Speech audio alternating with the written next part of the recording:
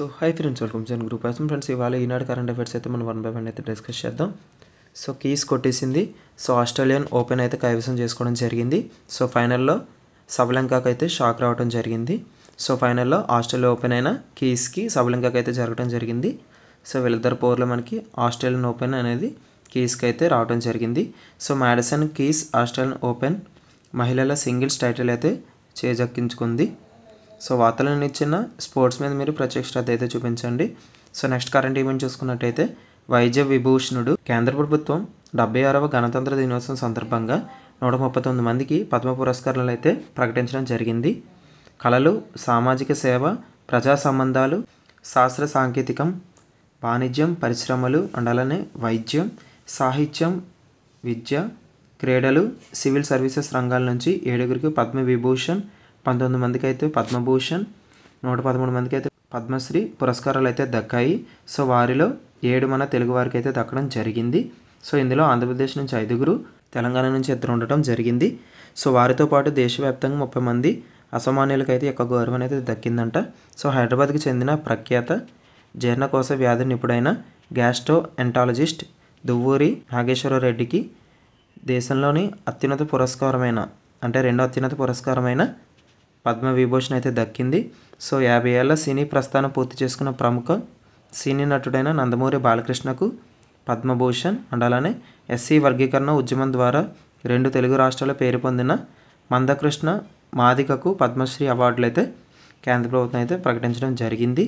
So ఏపీలోని కళారంగం నుంచి మాడుగుల నాగఫణి Sharma, so మిరియాల అప్పారావు మరణాంతరం అయితే రావడం జరిగింది అతనికి.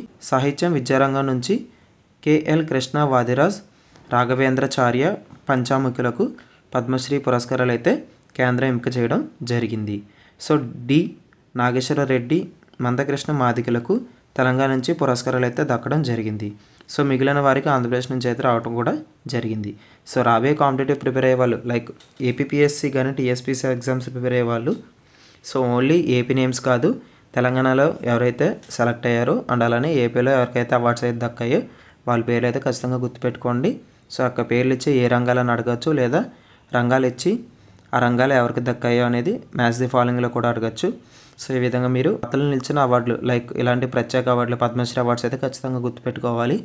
అండ్ అలానే పద్మవిభూషణ్ ఎంపికైన వారిలో సుప్రీంకోర్టు మాజీ ప్రధాన న్యాయమూర్తి అయిన జగదీష్ సింగ్ అయితే ఖేహార్ ఇతనికి అయితే రావడం జరిగిందంట. సో ఇతను ఏ స్టేట్ అంటే Chandigarh. So next current event చూసుకున్నట్టయితే 18 రాష్ట్రాల్లో 17వ స్థానం ఏపీకి. సో నీతి ఆయోగ్ రిపోర్ట్ అయితే మనకి ఇవ్వడం జరిగింది. సో దేశంలోని 18 పెద్ద రాష్ట్రాల ఆర్థిక పరిస్థితులను నీతి ఆయోగ్ అయితే నివేదిక అయితే విశ్లేషించింది. సో 2022-23 నాటికి ఉన్న ఆర్థిక పరిస్థితుల ఆధారంగా ఆర్థిక ఆరోగ్య సూచి 2025 అయితే వెలువరించింది. సో కొన్ని ఆర్థిక ప్రమాణాలను ఎంచుకొని వివిధ విభాగాల్లో రాష్ట్రానికి మార్కులు నథింగ్ బట్ స్కోర్స్ అయితే ఇవ్వడం జరిగిందంట. సో 5 కీలక అంశాలు అయితే ఇందులో మెన్షన్ చేశారు. మరో 9 సూక్ష్మ అంశాలు లోతుగా పరిశీలించి సో ఈ మార్కులు అయితే కేటాయించడం జరిగిందంట. సో వాటి సగటు ఆధారంగా ర్యాంకులు ఇవ్వగా ఆంధ్రప్రదేశ్కి అయితే 17వ స్థానం అయితే దక్కింది. సో ఇవే అంశాలు ప్రాతిపదికన 2014-19 మధ్య ఏపీ ర్యాంక్ చూసుకున్నట్టయితే 31.7 మార్కులతో 13వ స్థానంలో ఉంది. సో 2022-23లోని రాష్ట్ర స్కోర్ చూసుకున్నట్టయితే 20.9 మార్కులుగా పడిపోవడం కూడా జరిగింది. సో నీతి ఆయోగ్ మీద ప్రత్యేక శ్రద్ధ అయితే చూపించండి. సో రాబోయే ఏపీఎస్సీ గ్రూప్ 2 ఏపీ ఎకానమీలో భాగం మనకి నీతి ఆయోగ్ అనే కాన్సెప్ట్ ఉంది కదా, ఆ కాన్సెప్ట్ లింక్ చేసుకుంటూ చదువుకోండి.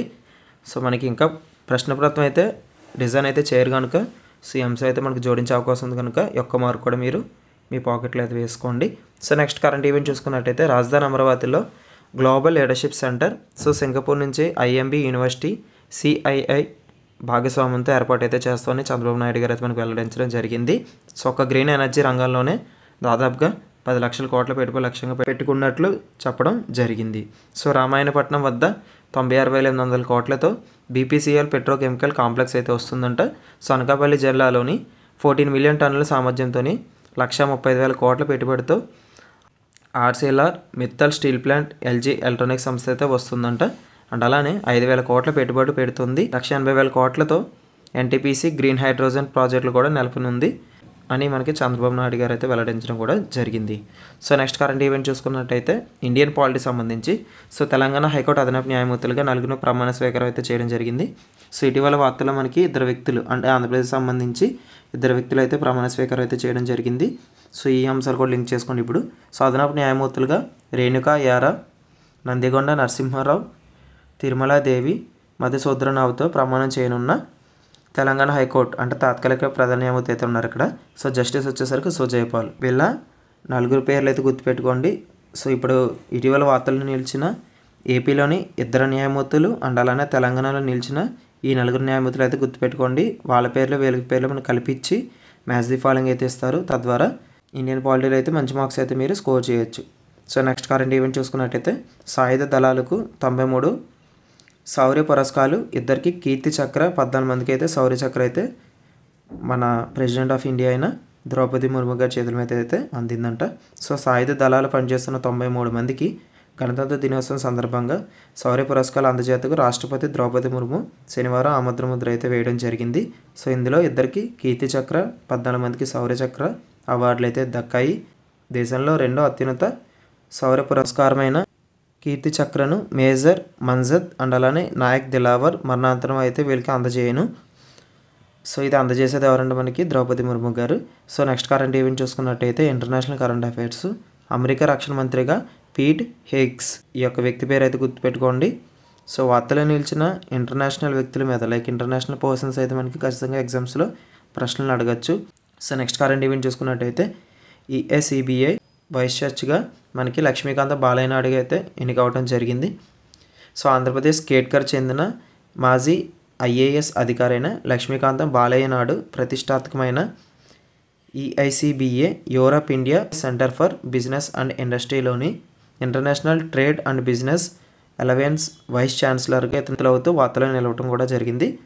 ఈఐసీబీఏ అనేది మనకి 2011లో అయితే ఏర్పడడం జరిగింది. సో ఇతను ఆంధ్రప్రదేశ్ సంబంధించిన వ్యక్తి కనుక సో రాబోయే ఆంధ్రప్రదేశ్ పబ్లిక్ సర్వీస్ కమిషన్లో జరిగే ప్రతి ఎగ్జామ్స్లో కూడా ఇతని కోసం అయితే పరీక్షలో మనకి బిట్ అయితే అడగచ్చు కాబట్టి సో ఇతని పేరు అయితే గుర్తుపెట్టుకోండి. సో ఇది ఇవాళ ఈనాడు కరెంట్ అఫైర్స్. సో ఒక పీడిఎఫ్ అనేది మీకు కావాలనుకుంటే మన యొక్క టెలిగ్రామ్ ఛానల్ అయితే జాయిన్ అవ్వండి. సో లింక్ అనేది డిస్క్రిప్షన్ ప్రొవైడ్ చేస్తాను. సో మీకు మరిన్ని డౌట్స్ ఉన్న కామెంట్ సెక్షన్ కామెంట్ చేయండి. అదర్వైజ్ ఇన్స్టాగ్రామ్లో అయితే మెసేజ్ చేయండి. సో ఇన్స్టాగ్రామ్ లింక్ కూడా మీకు డిస్క్రిప్షన్ ప్రొవైడ్ చేస్తాను. So that's it for today's video and thank you.